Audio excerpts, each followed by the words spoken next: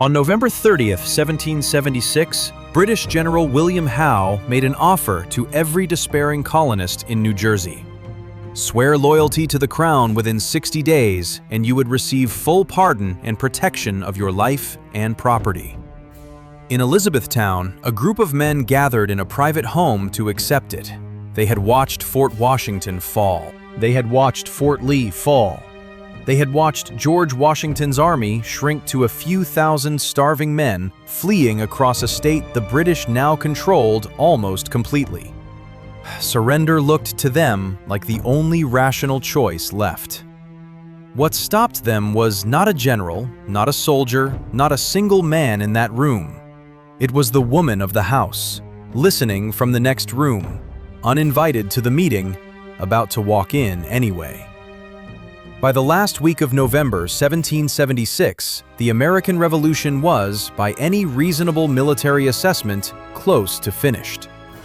Washington's army had been driven out of New York City in September. Fort Washington fell on November 16th, nearly 3,000 Continental soldiers captured in a single afternoon, the largest American surrender of the entire war to that point. 3 days later, Fort Lee fell without even a real fight. The garrison escaped with almost none of its supplies, abandoning tents, cannon, and provisions to the pursuing British and Hessian forces under Lord Cornwallis.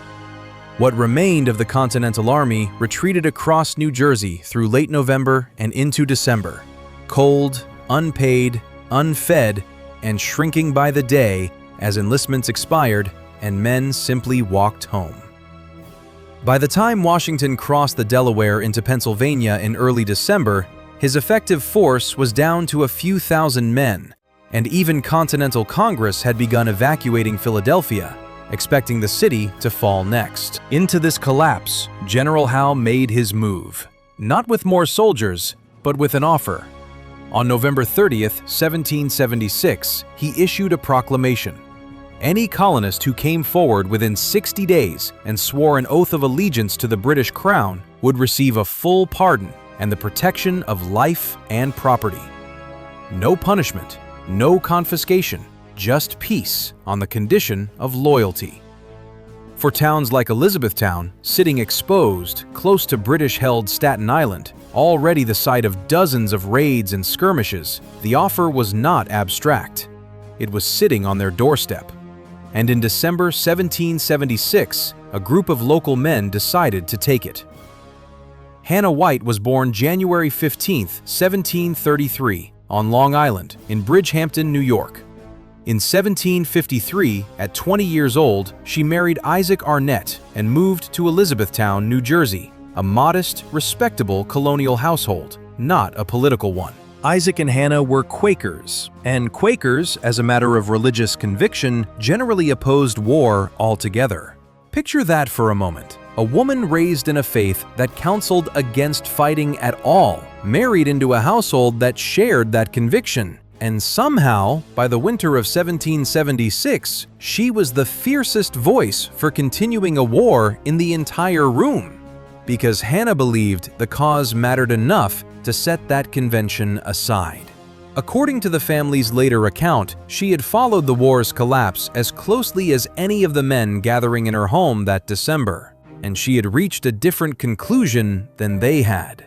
She was not a soldier. She was not a political figure. She had no formal standing to be part of the conversation at all. By the customs of the day, a meeting of men deciding the town's political fate was simply not her place. According to her descendants, she was not even invited into the room. She came in anyway. What we know of December 1776 in Elizabethtown comes almost entirely from one source: family tradition, first put into print in 1876 by Hannah's own great-great-granddaughter, Henrietta Holditch, more than a century after the fact. There is no surviving 1776 letter, diary entry, or newspaper account of the meeting itself. That doesn't mean it didn't happen, but a channel built on documented history owes you that context before going further. Here is the account as it has come down to us. Isaac Arnett hosted a meeting of local men at the family home to discuss Howe's amnesty offer. The mood, by every version of the story, was resignation.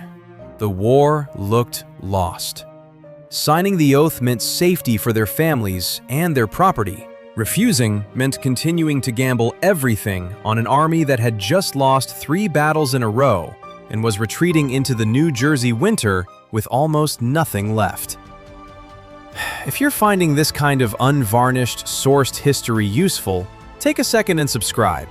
We dig into the real record behind the legends every week, and we don't smooth over the uncertain parts. Hannah, in the next room, was listening. According to the account, she walked into the meeting uninvited and confronted the men directly, her own husband included. The exact wording of what she said has never been settled. One version, recorded through family tradition, has her demanding of the room, had they chosen the part of men or traitors. A separate telling, recorded on a memorial marker at her grave, has her warning Isaac in more personal terms, that after 20 years of marriage, she would never again own him as her husband if he signed the British oath. Both versions can't be word for word accurate. Multiple accounts exist, and they disagree with each other on the specifics. What every version agrees on is the outcome. The men in that room reconsidered, and the town did not sign the loyalty oath. Here is the moment where history could have gone the other way, and quietly, almost invisibly, did not. If that room had voted the way it was leaning before Hannah walked in, Elizabethtown declares for the crown. Not through battle, not through siege, through a signature. And it wouldn't have been unique. Across New Jersey in that same brutal winter, other towns and individuals did exactly that, taking Howe's amnesty rather than gambling on a war that looked finished.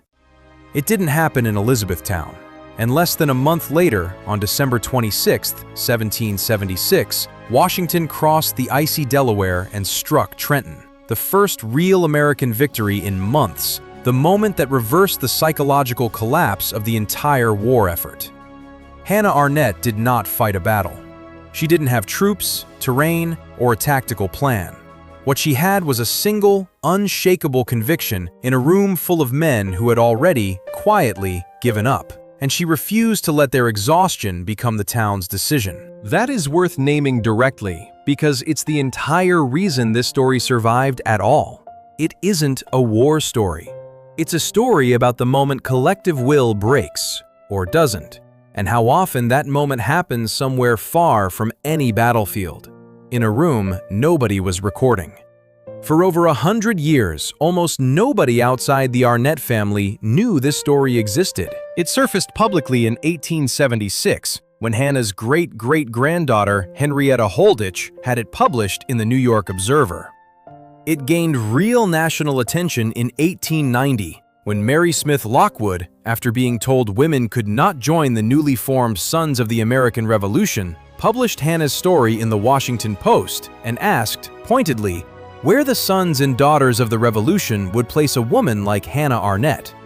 9 days later, Hannah's own great-great-grandson, William O. McDowell, responded in the same paper, offering to help found an organization for women descended from revolutionary patriots. That organization became the Daughters of the American Revolution. One detail complicates the story further, and it's worth stating plainly rather than smoothing over. McDowell, in that same 1890 response, disputed part of the account. He wrote that he had never heard any suggestion that Isaac, his own ancestor, had actually wavered toward accepting the British offer. Meaning, even within the family, the story's details were not fully agreed upon. Isaac Arnett remained in Elizabethtown with Hannah for the rest of his life. He died on November 19, 1801. Hannah outlived him by more than 2 decades, dying in Elizabethtown on January 10, 1823 or 1824, sources differ by a year, at roughly 90 years old. She was buried in the cemetery of the First Presbyterian Church of Elizabeth, where a marker was placed reading, in part, that her patriotic words, uttered in the dark days of 1776, summoned discouraged men to keep Elizabethtown loyal to the cause of American independence. That original marker has since deteriorated past legibility. Her daughter Susan married Shepherd Collick, who went on to found the New Jersey Journal, a patriot newspaper started in 1779 at the urging of Alexander Hamilton and George Washington himself, and the only regularly published newspaper in northern New Jersey for the remainder of the war. Nearly 70 years after Hannah's death, her descendants, Holditch, Lockwood, and McDowell, became the reason her story reached a national audience at all, and the reason it became one of the founding stories of the Daughters of the American Revolution. Today, the cemetery of the First Presbyterian Church of Elizabeth still stands in the middle of what is now Elizabeth, New Jersey, a quiet churchyard holding 75 veterans of the Revolution, among centuries of other graves.